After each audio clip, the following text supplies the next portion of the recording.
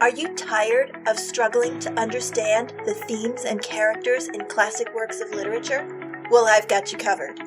Welcome to Read It and Don't Weep, the podcast that will help you breeze through your high school literature classes. I am your host, Jackie Taggart, and I have taught high school English for almost 20 years. Join me each episode as I dive into the world of classic literature and break down the essential elements of each work. From Shakespeare to Steinbeck, I'll cover it all. My goal is to give you valuable insight and analysis on some of the most popular high school literary texts, as well as tips and tricks for acing your tests and essays. Let's start reading.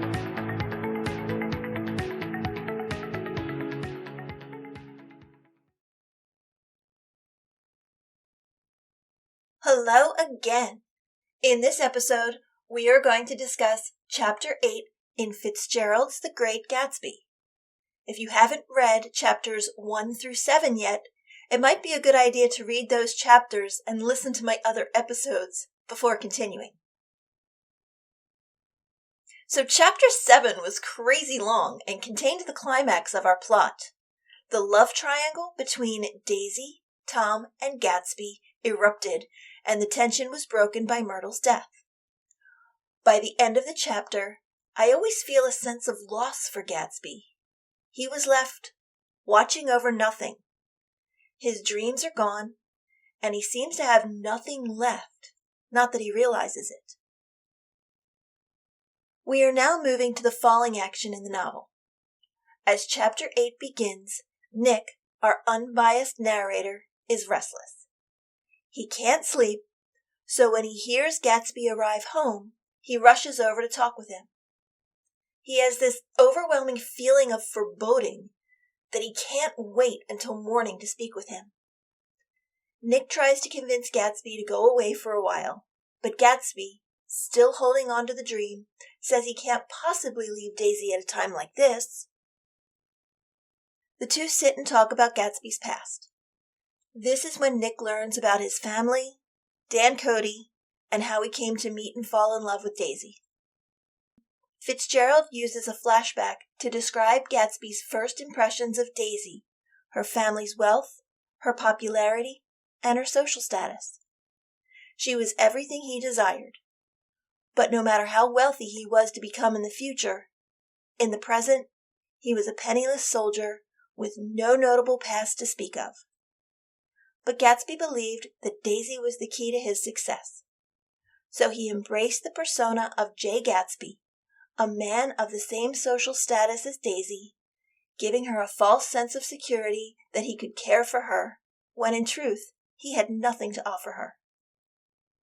Now he tells Nick that he was surprised to find out that he loved her, but I don't think it's quite that simple.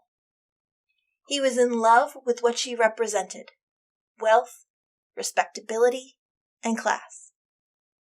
Gatsby's longing for Daisy represents his desires for a life of luxury and social acceptance, a life he believes can only be attained through his relationship with her. This was the beginning of his pursuit of the dream, but then he was sent off to war, and while they tried to hold on to their relationship through letters, Daisy was impatient. She was young and accustomed to a life of privilege and instant gratification, and it was challenging to endure the long separation. Plus, her social upbringing required her to follow certain expectations. She was expected to make a socially advantageous match to secure her future. For you Bridgerton fans, this is a similar situation. Women needed to marry well to secure their future. Remember, it was considered improper for women of high social status to work outside the home. Daisy was expected to marry into a wealthy, prestigious family and produce children, and that is exactly what she did. No matter what her feelings were for Gatsby, she was courted by Tom Buchanan, and they were married in accordance with the social expectations. Did she love him? Possibly. But more importantly, marrying Tom allowed Daisy to maintain her position within the elite circles of society and ensured she would continue to enjoy the privileges and comforts she was accustomed to. Gatsby never believed that Daisy loved Tom. He believed that she loved him then and still loves him now. You gotta give the man credit for holding on to his own dream until the bitter end. Many others would have given up by now, but not Gatsby. When he received Daisy's letter, he left Oxford to search for her back in Alabama, but she was gone. He was penniless, but determined to become worthy of her so he could win her back. At this point, Fitzgerald brings us back to the present, where Nick and Gatsby are finishing breakfast. Nick knows he needs to leave to catch his train for work, but he doesn't want to leave. Something is making him feel as if he should stay. Gatsby will not leave as he's expecting a call from Daisy, and he tells the gardener not to drain the pool just yet so he can go for a swim, as he hasn't used the pool all summer. As Nick leaves, he calls back to Gatsby saying, "They're a rotten crowd. You're worth the whole damn bunch put together." What the heck is he saying? Well, Nick is finally fed up with his shallow, corrupt upper-class friends. Specifically, Tom, Daisy, and Jordan are the rotten crowd. In Nick's eyes, these characters lack genuine moral values and are consumed by materialism, greed, and superficiality. We can see this in Tom's infidelity, Daisy's indifference, and Jordan's lies, and their collective disregard for the consequences of their actions. On the other hand, Nick sees Gatsby as an exception. He recognizes Gatsby's noble qualities, such as his unwavering love for Daisy, his pursuit of the American dream, and his idealism. Nick views Gatsby as a man of substance and integrity, worth more than the entire group of wealthy individuals he has encountered in the East. In my opinion, this is what makes Gatsby great. Sure, he is a corrupt businessman who associates with some dangerous people, like Wolfsheim, but it has all been in the pursuit of his dream. These are the noble qualities Nick sees in Gatsby, and what I feel makes him worthy of being great. I could be wrong, and you can feel free to make an argument against my views. In fact, take a few minutes to jot down some ideas in your reading journal. Is Nick correct? Is Gatsby better than the others? Is he great?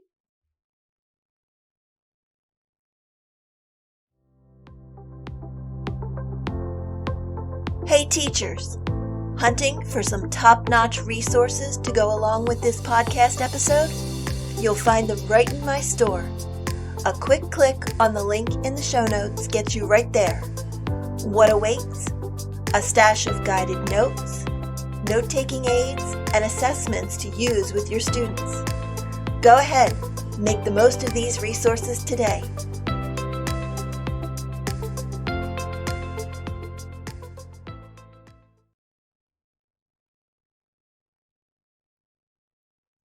Back to the action. Nick heads into work, but he's distracted. He gets a call from Jordan, but they really don't have much to say to one another. He tries to call Gatsby, but the line is busy. With a very unsettled feeling, Nick makes it through the rest of his day and takes the 3:50 train back to West Egg. At this point, Fitzgerald shifts to an omniscient narrator, as Nick describes to the readers what happens at Wilson's garage after he, Tom, and Jordan left. In order for readers to understand the upcoming events in the story, it is essential for Nick to shift from first-person limited to first-person omniscient or all-knowing narrator.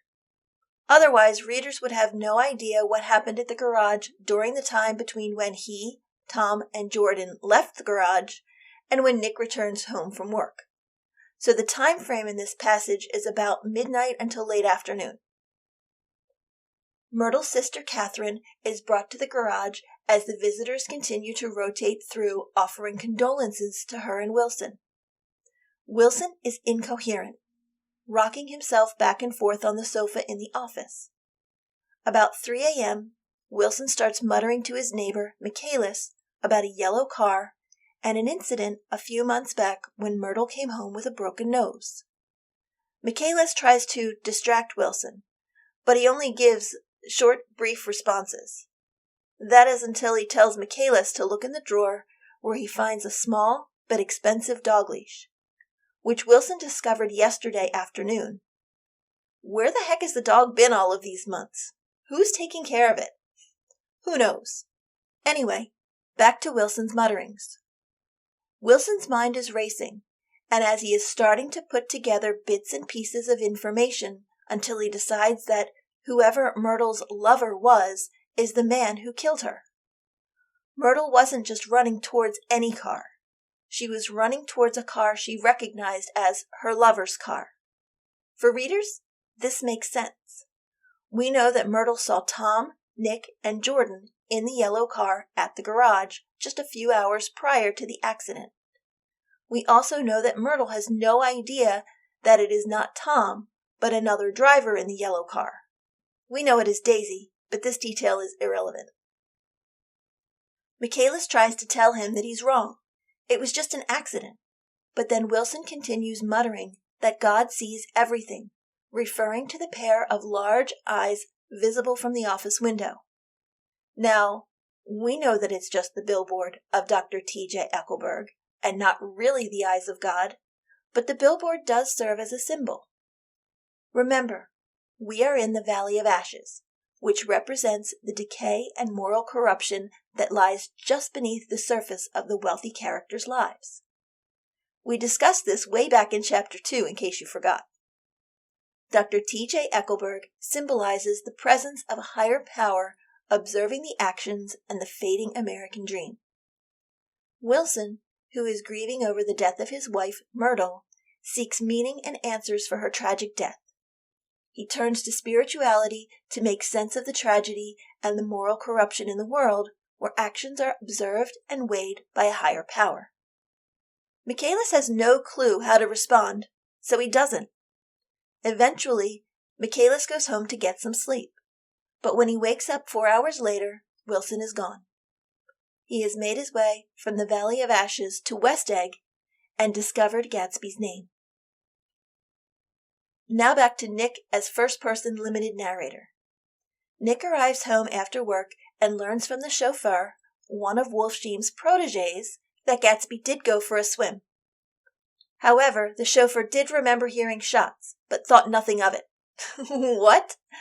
I mean, if I hear gunshots, I'm reacting, running, hiding, calling the police, something. But it makes sense if he works for Wolfsheim, who is involved in organized crime circuits. I'm sure any of the staff who were provided by Wolfsheim have been trained not to respond in these circumstances. So Nick, the butler, the chauffeur, and the gardener head to the pool only to find Gatsby's body floating in a circle of blood with Wilson's body a little way off in the grass. Murder-suicide. Nick's feelings of foreboding were correct. Now, some may argue that Gatsby's death, not Myrtle's death, is the climax of the plot. If you've been listening, you'll know that I disagree. I feel that the highest point of tension occurs at the end of the argument in New York when Daisy and Gatsby leave in the yellow car. Myrtle's death is the turning point where readers see Gatsby's reversal of fortune. He no longer can achieve his dream as it is long gone. His lack of action, holding on to see if Daisy will call or come to him, brings about his downfall. Before we finish this chapter, I want to discuss Gatsby as a tragic hero. There are others who argue that Gatsby is not a tragic hero, so feel free to disagree with me, but I do consider Gatsby as a tragic hero for the following reasons. According to Aristotle, a tragic hero is a character of noble birth, with tragic flaw or hubris, who has a reversal of fortune, which leads to his downfall. Now you might be saying, but wait, Gatsby isn't of noble birth. And you are correct. Gatsby was born poor, but he works tirelessly for years to better himself. These traits, determination, ambition, and unwavering hope, are what make him admirable, especially to Nick. Gatsby embodies the ideal of the American dream, going from rags to riches. So, while he's not of noble birth, we can admire him for these noble traits. Gatsby's tragic flaw, or hubris, is his inability to let go of the past. Remember, Gatsby says, "Can't repeat the past? Why, of course you can." His relentless pursuit of his romanticized relationship with Daisy blinds him to the consequences of his actions, or lack of actions depending on how you look at the situation. The reversal of fortune occurs after the argument in New York. I mentioned this earlier. Up until that point, everything seemed to be going great for Gatsby. He made his fortune, he got the girl back, they were going to live happily ever after, until reality set in and everything changed. Daisy ran back to Tom, leaving Gatsby with nothing. This directly leads to his downfall, or his death. What do you think? Is Gatsby a tragic hero? Or is his life just a tragedy? I'll answer these questions with another question. Do you empathize with Gatsby? Meaning, can you relate to his struggles? His financial struggles? His desire to have a better life? His drive to attain his goal? According to Aristotle, this is catharsis, when the reader connects with a character, understands his struggles, and sees something of themselves in the character. Take a few minutes to jot down some ideas in your reading journal. While you're at it, make some predictions.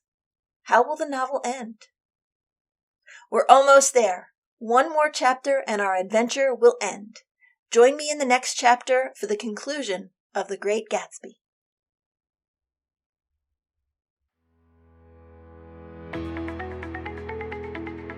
Thanks for listening to this episode of Read It and Don't Weep. Be sure to subscribe to the show so you will be notified when new episodes are released. If you liked today's show, please leave a review so others can discover my show. If you have any questions, comments, or suggestions for future episodes, drop me an email at readitanddontweep@gmail.com or reach out to me on social media. I would love to hear from you. The links are in the show notes. Happy reading!